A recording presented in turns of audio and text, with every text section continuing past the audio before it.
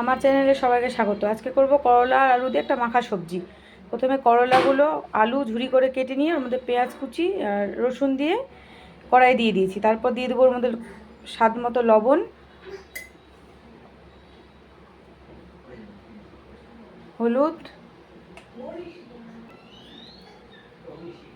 তেল আর দিয়ে দেবো মশলা, আদা, জিরে, শুকনো লঙ্কা বাটা।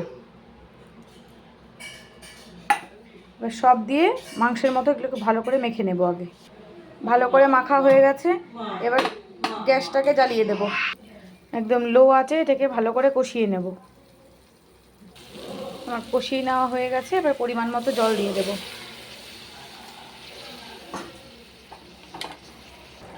রসটা অনেকটা শুকিয়ে গেছে, এর মধ্যে আমি কয়েকটা ছোটো মাছ দিয়ে দিচ্ছি।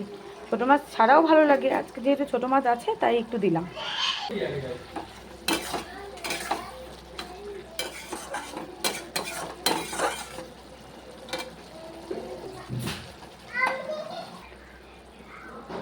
ঝোল অনেকটাই শুকিয়ে গেছে, এবার নামিয়ে দেবো।